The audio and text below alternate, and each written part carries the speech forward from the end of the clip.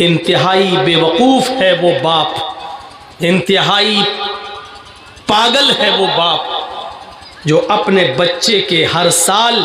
1 سال بڑھ جانے پر اس کا جنم دن مناتا ہے، برتھ ڈے مناتا ہے، کیک کاٹتا ہے اور اپنے بیٹے کے برتھ ڈے پر خوشی کا اظہار کر کے لوگوں کو دعوتیں دے کر کہتا ہے happy birthday to you, آج میرے بچے کا جنم دن ہے،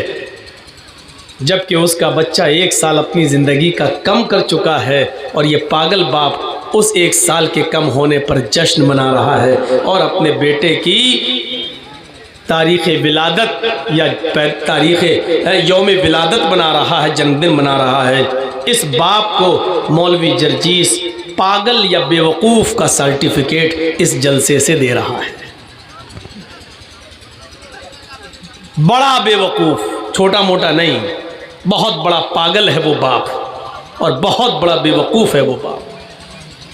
اللہ کے نبی صلی اللہ علیہ وسلم نے تو یہ فرمایا تھا کہ جب تمہارا بیٹا 7 سال کا ہو جائے بچہ تو اس کو نماز پڑھنے کا حکم دو۔ یہ نہیں کہا 1 سال کا ہو تو کیک کاٹو، 2 سال کا ہو تو جشن مناؤ، 3 سال کا ہو تو نہیں، بلکہ یہ کہا کہ 7 سال کا ہو تو نماز پڑھنے کا حکم دو، نماز کے لیے لے جاؤ، کبھی پڑھے گا کبھی چھوڑے گا، کبھی جائے گا کبھی نہیں جائے گا۔ لیکن جب اس کی عمر 10 سال ہو جائے اور پھر بھی نماز نہ پڑھے تو اس کو مار مار کے نماز کے لیے لے جاؤ، کیونکہ جب تم اس پر سختی کرو گے اور نماز کا عادی بنے گا تو اس کی عمر جس حساب سے بڑھتی جائے گی اس کی عبادتیں اس کو جنت کے قریب کرتی جائیں گی۔ اللہ کے رسول تو یہ کہہ رہے ہیں کہ تم اپنے بچوں کو 10 سال کے بعد مارو، پیٹو اور ان کو مسجد کی طرف لے جاؤ اور ان کو عادی بناؤ نماز کا، کیونکہ عمر کے بڑھنے کے ساتھ ساتھ آپ کی اولاد جنت کے قریب جانے والی بن جائے نہ کہ جہنم کے قریب جانے والی بن جائے۔ لیکن ہماری اولاد آج رات کے 12 بجے تک، رات کے 1 بجے تک فیس بک کی دنیا میں مگن رہتی ہے، واٹس ایپ کی دنیا پہ مگن رہتی ہے، یوٹیوب کی دنیا میں مگن رہتی ہے۔ وہ اپنا 1.5 GB 2 GB نیٹ کس طریقے سے خرچ کیا جائے، کہاں خرچ کیا جائے، وہ اس میں مست رہتی ہے، نہ وہ اپنی رات کی قدر کرتی ہے نہ دن کی قدر کر رہی ہے۔ جبکہ اللہ کے رسول نے، بخاری شریف کی روایت ہے، حضرت عبداللہ ابن عمر کے دونوں کاندھوں کو پکڑ کر کہا تھا یا عبداللہ کن فی الدنیا کأنک غریب او عابر سبیل، اے عبداللہ اس دنیا میں تم ایک غریب کی طرح رہو یا مسافر کی طرح رہو، اجنبی بن کر رہو یا مسافر کی حیثیت سے رہو۔ اذا اصبحت فلا تنتظر المساء، جب صبح ہو جائے تو تم شام کا انتظار مت کیا کرو۔ جب بستر پر صبح سویرے اٹھو تو شام کا انتظار مت کیا کرو، پتہ نہیں شام تک تم مردوں میں لکھے جاؤ یا زندوں میں لکھے جاؤ۔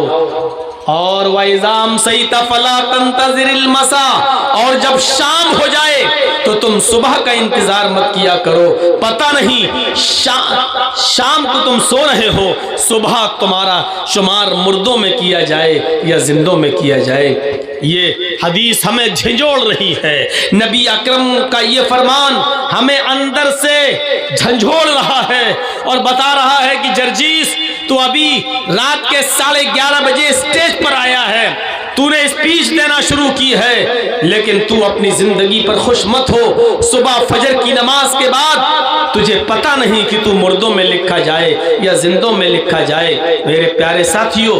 یہ حدیث اور اس کے بعد والی حدیث ہمیں آگاہ کر رہی ہے، اور آگے کے جملے بھی بڑے خطرناک ہیں۔ اللہ کے نبی نے قیامت کی نشانیاں بتاتے ہوئے ایک نشانی یہ بھی بتائی تھی، کہ لوگوں تم دیکھو گے کہ ایک انسان صبح جب سویرے اٹھے گا تو حالت ایمان میں ہوگا، مومن ہوگا، لیکن شام ہوتے ہوتے وہ کافر ہو جائے گا۔ یصبح الرجل مومنا ویمسی کافرا وَيُمْسِي مُؤْمِنًا يُصْبِحُ كَافِرًا، صبح تم اس کو دیکھو گے کہ وہ فجر کی نماز پڑھنے کے لیے اٹھا، دیکھو گے کہ وہ وضو بنایا ہے، دیکھو گے کہ وضو بنانے کے بعد وہ مسجد میں داخل ہوا ہے، اس نے جماعت کے ساتھ نماز بھی پڑھی ہے، اس نے قرآن کی تلاوت بھی کی ہے، حالت ایمان میں وہ اٹھا ہے, نماز اس نے پڑھی ہے, قرآن کی تلاوت بھی اس نے کی ہے, لیکن تم اس آدمی کو دیکھو گے کہ شام کا سورج ڈوبنے سے پہلے پہلے کافر ہو جائے گا. صبح اٹھا ہے حالت ایمان میں, صبح اٹھا ہے حالت ایمان میں, لیکن شام ہوتے ہوتے وہ ایسا کام کر جائے گا کہ اس کی انٹری کفر میں ہوگی. منظر دیکھیے, اپنے سماج پر اور سوسائٹی پر نظر ڈال کر دیکھ لیجئے. صبح لوگ حالت ایمان میں اٹھتے ہیں, بڑے بڑے ایمان کی باتیں ہوتے ہیں سب کچھ, لیکن شام ہوتے ہوتے آپ دیکھیں گے کہ سیاسی طور پر, راجنیتک طور پر کسی پارٹی کا ٹکٹ مل جانے کے بعد یہی مسلمان غیر مسلموں کا ووٹ لینے کے لیے اپنے ماتھے پر ٹیکا بھی لگا لے گا, کسی مندر میں بھی گھس جائے گا اور مورتی پر مالا بھی چڑھا دے گا. صبح اس نے نماز پڑھی ہوگی, لیکن شام ہونے سے پہلے پہلے ٹیکا لگا لیا ہوگا, مندر پہ جا کے کسی مورتی پر مالا بھی چڑھا لی ہوگی. کیوں؟ اس کو بھی اللہ کے نبی نے کہا تھا یبیع دینہ بعرض من الدنیا. صبح ایمان کی حالت میں اٹھے گا, شام ہونے سے پہلے کافر ہو جائے گا, دنیا کے چند سکوں میں وہ اپنا ایمان بیچ دے گا, دنیا کے چند ٹکڑوں میں وہ اپنا ایمان بیچ دے گا, اپنے اسلام کا سودا کر لے گا, اپنے قرآن کا سودا کر لے گا, اپنے مذہب کا سودا کر لے گا. یبیع دینہ بعرض من الدنیا, دنیا کے چند ٹکڑوں میں وہ اپنا مذہب, اپنا دین, اپنا اسلام کا سودا کر لے گا. بہت آسان ہے یہ کہنا, ہم جس ملک میں رہتے ہیں ہم سب کو بھائی بھائی بن کر رہنا ہے. ہم نے کب منع کیا ہے کہ بھائی بھائی بن کر نہ رہو؟ لیکن وہ بھائی چارگی کی حد یہ ہو جائے کہ ہم غیر مسلموں کو ان کے تیوہاروں پر مبارکباد تک دینے لگیں.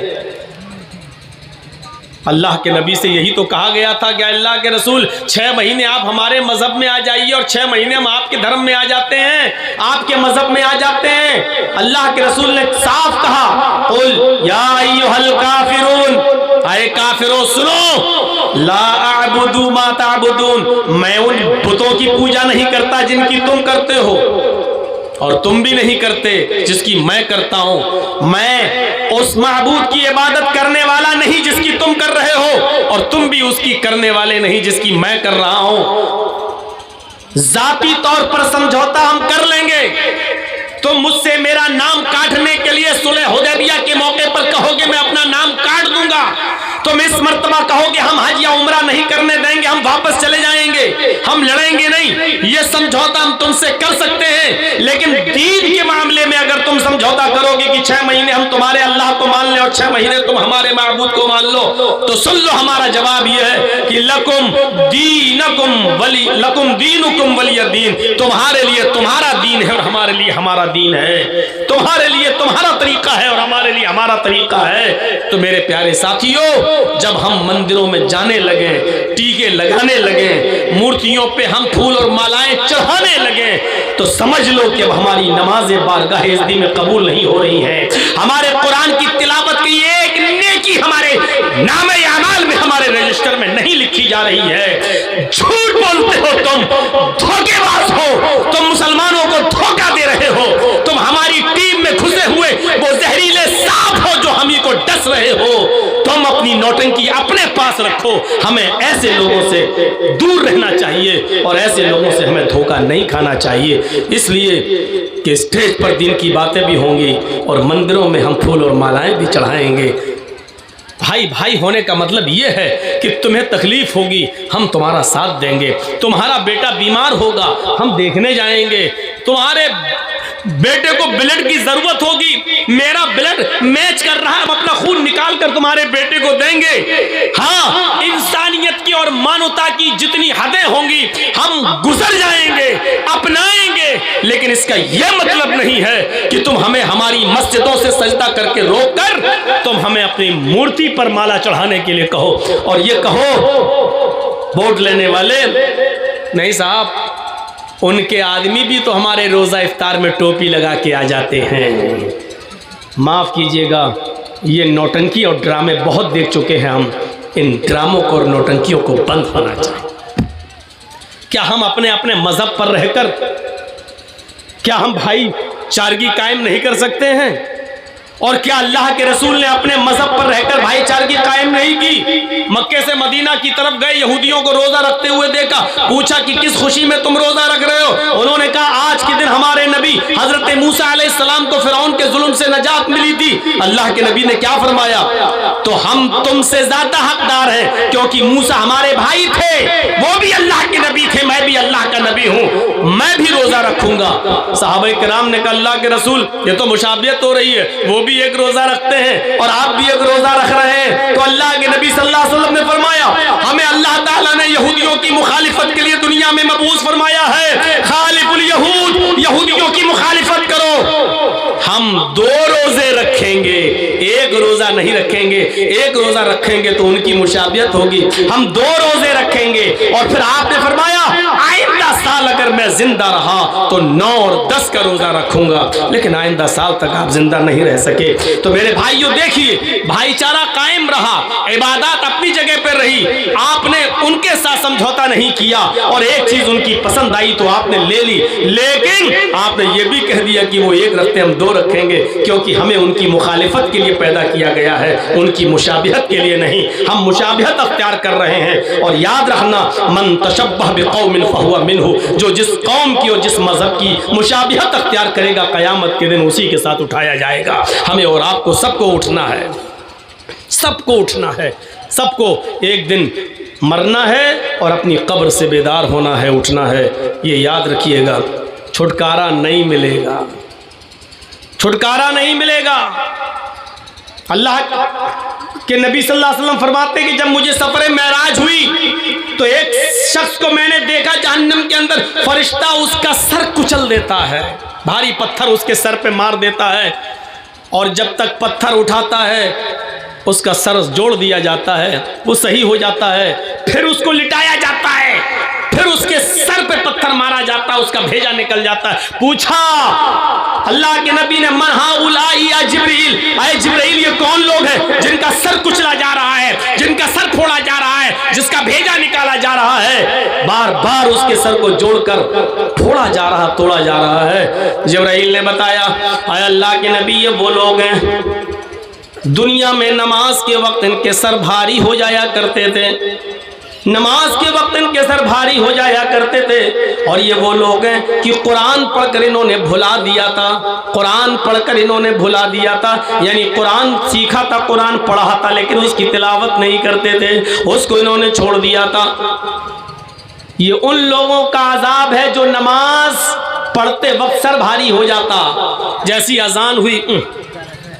یار یہ انڈیا پاکستان کا میچ ہے، 2 اوور رہ گئے دیکھ لو، اور 2 اوور دیکھنے کے چکر میں جماعت نکل گئی، جیسی اذان کی آواز آئی ویسی ہمارا مال ٹرک پر لد کر آ گیا، فون آ رہا ہے تمہارا مال ہم نے بیچ دیا ہے، اس کو حاصل کر لو کہیں پولیس نہ پکڑ لے۔ اے اللہ یہ تو اذان ہو چکی ہے، جماعت کا وقت ہے، میں اپنا ٹرک دیکھوں یا یہ، اور ٹرک میں لگ گیا، اپنا مال اتروانے میں لگ گیا، اور نماز بعد میں پڑھ رہا۔ نماز پڑھتا ہے لیکن ٹال مٹول کر، نماز پڑھتا ہے لیکن ٹائم بے ٹائم، یہ اس کا عذاب ہے، سر پھوڑا جا رہا ہے۔ اور جو پڑھتے ہی نہیں یا جو جمعے ہی کے دن ایک دن مسجد میں آتے ہیں ان کا عذاب کیا ہوگا وہ خود اپنے بارے میں سوچ سکتے ہیں۔ یہ اس کا عذاب ہے جو نماز پڑھتا ہے لیکن ٹائم بے ٹائم، اور جو بالکل نہیں پڑھتے ان کا عذاب کیا ہوگا، واللہ اعلم بالصواب۔ شکر ادا کرو کہ اللہ تعالیٰ نے ہمیں اسلام دیا ہے، جس اسلام کی تمنا، بلکہ جس اسلام کی چاہت لے کر ڈاکٹر امبیڈکر بھی اس دنیا سے چلا گیا، جس اسلام کی چاہت بہت سے لوگ آج بھی اپنے دلوں میں لیے ہوئے ہیں، لیکن میرے بچوں کا کیا ہوگا، میری بیوی کا، میری بیٹی کا کیا ہوگا، اس لیے وہ آج اسلام قبول نہیں کر پا رہے ہیں۔ وہ اسلام جس نے اپنی صداقت کا لوہا منوا لیا ہر اعتبار سے، اور بقول ایک سائنٹسٹ مذہبی کتابوں میں سب سے بہتر مذہبی کتاب قرآن،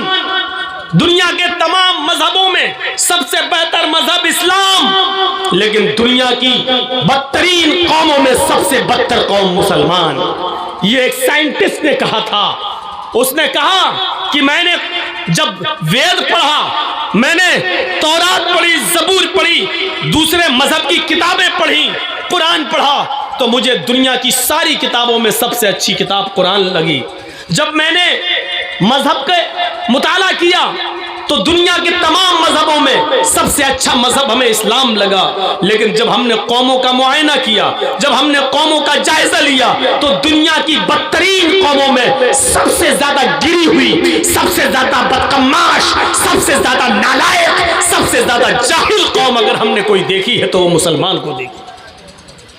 یہ اس سائنٹسٹ نے کہا تھا۔ شکر ادا کرو کہ اس نے کہا کہ دنیا کا سب سے اچھا مذہب اسلام، لیکن دنیا کی بدترین قوم مسلمان۔ ہمارے بچے کہاں جا رہے ہیں؟ ہمارا سماج کہاں جا رہا ہے؟ پڑھائی لکھائی میں ہمارا پرسنٹیج کیا ہے؟ جہالت میں ہمارا گراف کہاں تک پہنچ رہا ہے؟ کبھی ہم نے غور کیا ہے؟ کبھی ہم نے سوچا ہے؟ جبکہ ہم یہ جانتے ہیں کہ اسلام یہ کبھی نہ بٹنے والا مذہب ہے۔